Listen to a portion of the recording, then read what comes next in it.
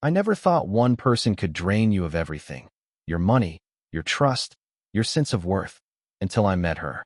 You know how people say love makes you blind? Well, I wasn't just blind. I was walking straight into a storm with my eyes shut, smiling, thinking I'd found forever. At first, she was everything I thought I wanted. The type who knew how to light up a room. The type who made you feel like you were the only one who mattered. I remember the way she used to laugh at my silly jokes, how she'd hold my arm when we walked down the street, as if she never wanted to let go. To me, that meant security. That meant love. What I didn't realize was that behind that smile was a plan, one I wouldn't see until it was way too late. You see, I wasn't rich. I wasn't some guy with endless cash to throw around. But I worked hard. I saved. And everything I had, I gave without hesitation. I thought that's what love was, giving, sacrificing, putting her first no matter the cost. And for a while, she let me believe that was enough. She let me believe that she cared the same way I did. But deep down, there was something I didn't catch on to. Something dangerous. I started noticing little things. Things you don't want to believe when your heart is involved. Money missing from my wallet. Strange excuses about where she'd been. Text messages she'd hide the second I walked into the room. I'd ask questions, but she was clever. She knew exactly how to twist her words to make me doubt myself. To make me think I was the problem. And I, foolish, blinded by what I thought was love, I let it slide. Every single time. Until one night, it all came crashing down. I still remember that silence in the house, the kind that doesn't feel peaceful but heavy, almost warning you that something is wrong. And when I opened the drawer where I kept the money I'd been saving for years, money meant for a dream I'd worked my whole life for, it was gone. Every single dollar. Along with her. No note. No explanation. Just empty pockets and an emptier heart. That night, I broke. I sat there staring at nothing, wondering how I could have been so blind. Wondering how someone who said they loved me could vanish with everything I had. And yet, life has this strange way of weaving pain with fate. Because what happened next, I never saw coming. It started with a knock at my door, and standing there wasn't her. It was her sister. When I opened the door that night, my heart skipped a beat. For a moment, I thought she had come back, the woman who had taken everything from me. But instead, it was her sister. I'd only met her a handful of times, mostly in passing, quick hellos at family gatherings. She was quieter, softer in her way, nothing like the whirlwind of charm her sister carried around like a weapon. She looked at me with eyes that seemed to know more than they should, as if she'd been expecting this exact moment. There was a hesitation in her stance, like she wasn't sure if she should even be there, but she didn't walk away. She asked if she could come in. And though my body screamed to shut everyone connected to her out of my life forever, I found myself stepping aside. We sat down in my living room, silence heavy between us. She glanced at the empty drawer I hadn't bothered to close, the one that made it clear what had happened. She didn't ask questions, she already knew. Instead, she sighed, as if carrying a weight of her own. That's when she told me something that twisted the knife deeper. This wasn't the first time her sister had done something like this. I wasn't the first. Her words hit me harder than I expected. On one hand, there was relief. Confirmation that I wasn't crazy, that I hadn't imagined the lies, the betrayal. On the other hand, there was this deep sting of humiliation. I was just another name on a list of people her sister had used and discarded. The sister, let's call her Emily, wasn't there to defend her. In fact, she looked ashamed, almost as if she felt responsible for the mess her sister had left behind. She admitted she'd tried to warn her before, tried to stop her, but no one ever believed her because her sister was just that convincing. And me? I didn't want to hear it at the time. I didn't want to see the truth. Emily stayed a while that night, talking less about her sister and more about me. She asked how I was holding up, though the answer was obvious. She asked about my plans, the dreams I had before everything was stolen. And for the first time in weeks, I felt like someone actually cared, not about what I could give, but about what I had lost. But here's where things got complicated. The more we talked, the more I realized Emily wasn't just there out of pity. There was something in the way she listened, the way her eyes softened when I spoke, that made me feel seen in a way her sister never had. And that terrified me, because how could I possibly let myself feel anything for the sister of the woman who had destroyed me? And yet, as the night went on, I couldn't shake the thought that maybe fate had put Emily at my door for a reason. But reasons have consequences. and hers was about to unravel everything. The days after Emily showed up were a blur. She started checking in on me, first with small things, dropping by with food, asking if I'd slept, making sure I wasn't drowning in the mess her sister left behind. At first, I told myself it was just kindness, maybe guilt. But the more time we spent together, the more complicated everything became. I couldn't ignore the feelings sneaking up on me. Every laugh we shared, every quiet moment when she'd look at me like I wasn't broken, it chipped away at the walls I was trying so hard to rebuild. But with every smile, there was also this shadow hanging over me. She wasn't just Emily. She was her sister. The same bloodline. The same last name that now tasted bitter in my mouth. I remember one evening, we sat on the porch watching the sun dip below the trees. Emily told me stories about their childhood, how different they'd been, how her sister always chased attention while she tried to stay invisible. She laughed softly, but her eyes carried sadness, as if she'd been living in her sister's shadow all her life. And in that moment, I saw her not just as the sister of the woman who betrayed me, but as someone who was hurting in her own way. That realization scared me, because suddenly, I wasn't just fighting the emptiness left behind. I was fighting something new, something dangerous. What would people think if they saw us together? What would she think if she ever came back and found out? And more than that, could I really trust Emily? Or was this some twisted continuation of the game her sister had started? The conflict tore at me. My heart wanted to believe Emily was different, that her kindness was real. But my mind replayed the betrayal over and over again, whispering warnings I couldn't ignore. I didn't want to be fooled a second time. I didn't want to fall for the same trap. Only this time with someone who shared her face, her history, her blood. One night, as Emily was leaving, she paused at the door. Her voice was low, almost trembling, when she said, "There's something I haven't told you yet."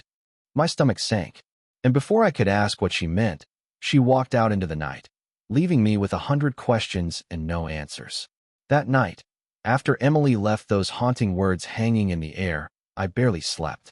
My mind kept circling back to her trembling voice, the way her eyes avoided mine just before she walked away. "There's something I haven't told you yet." The phrase looped over and over in my head until it felt like it was echoing through the walls. What could she possibly mean? I tried to brush it off, but I couldn't. Was she hiding something about her sister? Was she connected to the betrayal in a way I hadn't seen yet? Or worse, was she part of it all along? The next few days were torture. Emily avoided me, answering texts with short replies, skipping her usual visits. The distance felt unnatural, like she was pulling back just when I needed clarity most. And with every unanswered question, I spiraled deeper into doubt. Then, just when I thought she might disappear completely, she showed up again. It was late, past midnight. A soft knock at my door jolted me awake, and when I opened it, there she was, her face pale, her hands shaking. She didn't wait for me to invite her in this time. She slipped past me and stood in the middle of the room like she was about to confess to a crime. "I shouldn't be here," she whispered. "But you deserve the truth." Her words sent a chill down my spine. She sat down, clutching her bag like it was the only thing holding her together. I wanted to push, to demand answers, but something in her expression told me I had to let her speak in her own time. She started by saying she hadn't told me everything about the night her sister disappeared, that she knew more than she let on. My chest tightened. For weeks, I had replayed that night in my head, trying to figure out why it happened, how I'd missed the signs. And now here she was, suggesting that she held the missing piece. Her voice cracked as she admitted she'd been carrying this secret for too long. "If I tell you," she said, "everything will change between us." The room felt smaller. My pulse hammered in my ears. She looked at me like she was both terrified of losing me and desperate to finally let go of the burden. I leaned forward, every nerve in my body straining. "Emily, what is it?" She opened her mouth, her lips trembling, but then, just as the words were about to spill out, her phone buzzed loudly on the table. She froze. I glanced at the screen. A name flashed across it. It was her sister. And suddenly, everything I thought I knew about that night, about Emily, about the betrayal, it all shifted into question. The name glowing on Emily's phone froze us both in place. My chest tightened. After weeks of silence, after vanishing with everything I had, she was suddenly reaching out. But Emily's reaction wasn't what I expected. Her face turned ghostly pale, her hands trembling as she fumbled to silence the call. "She knows I'm here," Emily whispered, her voice breaking. Those words punched the air from my lungs. "What do you mean she knows?" Emily finally looked me dead in the eyes, her expression raw, terrified. "She's been watching us this whole time." My stomach dropped. The gifts Emily brought, the late-night visits, the quiet moments on the porch, none of it had been hidden. None of it had been safe. Her sister had seen it all. And suddenly, it wasn't just about betrayal or stolen money anymore. It was about revenge. Emily clutched my arm, her voice shaking. "She's not finished with you. With us. She wanted me to get close, and now she knows I did." The room spun as her phone buzzed again, the same name lighting up the screen. And that's when I realized the real game hadn't even started yet. The second call rang through the silence like a warning bell. My heart pounded as Emily finally answered, her voice shaking as she whispered a trembling hello. I leaned closer, straining to catch every word, but her sister's voice was sharp enough to cut through the distance. "I see you've made yourself comfortable," she sneered. Funny how quickly loyalty shifts. Emily's eyes filled with tears, but her voice hardened. "You don't get to control me anymore. Not him, not me." There was a pause on the line, the kind that drips with venom. "You think he'll ever really trust you? After what you did for me?" Those words sliced deeper than the betrayal itself. I grabbed the phone, my voice raw. "What is she talking about?" Emily froze, her lips trembling. And then the truth spilled out in a flood she could no longer hold back. She had helped her sister, helped distract me the night the money disappeared.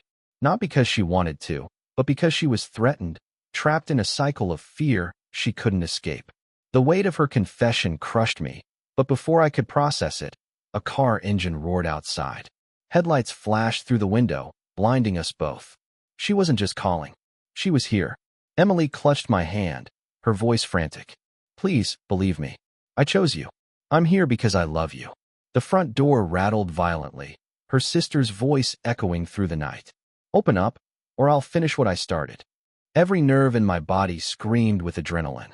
I could see it in Emily's eyes, fear, but also defiance. This was no longer about money. It was about survival. I pulled Emily close, ready to face whatever storm was about to crash through that door. But just as the handle turned, silence fell. No pounding, no voice, just nothing. We rushed to the window. The car was gone. The night was empty again. But on the porch, taped to the door, was an envelope with my name scrawled across it in her handwriting. Inside wasn't money. It was a photo of Emily and me, taken through the window just days before. The photo shook in my hands. My face, Emily's face. We looked peaceful, even happy, but the fact that it was taken without us knowing made my stomach turn. She'd been closer than we thought, watching us not from a distance, but from the shadows of our own lives. Emily sank onto the couch, covering her mouth with trembling hands. I sat beside her, the silence between us loud enough to drown out every thought. She finally whispered, "I told you she wouldn't let go.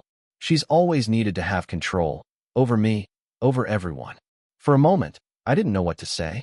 The betrayal from before burned fresh in my chest, and Emily's confession about helping her sister still stung. But as I looked at her, shaking, terrified, yet still here, I realized she had chosen differently this time. She could have stayed silent. She could have run.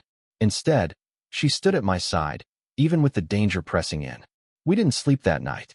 We talked, really talked, about the past, about her sister's manipulation, about how guilt had kept her tied down for so long.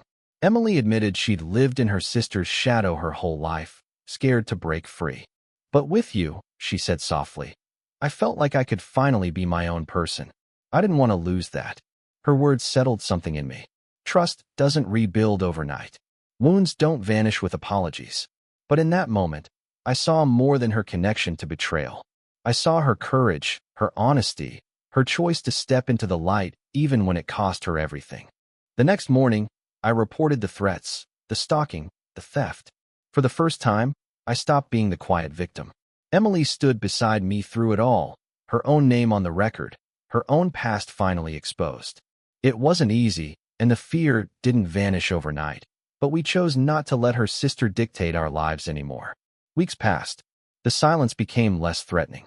The shadows outside the window stopped feeling like eyes watching us. Life slowly rebuilt itself. Not perfectly, not without scars, but stronger than before. One evening, sitting on the same porch where Emily had once shared her stories of childhood, I looked at her and realized something I never expected. Sometimes love doesn't arrive in the form you imagined. Sometimes it comes through the ashes of betrayal, through someone who understands your broken pieces because they've been broken too. She left me with empty pockets, yes. She stripped me of trust, of savings, of the person I thought I was. But Emily, she filled something deeper than pockets. She filled my heart. And if there's one thing I've learned, it's this. Love built from honesty, even the painful kind, will always be stronger than love built on lies.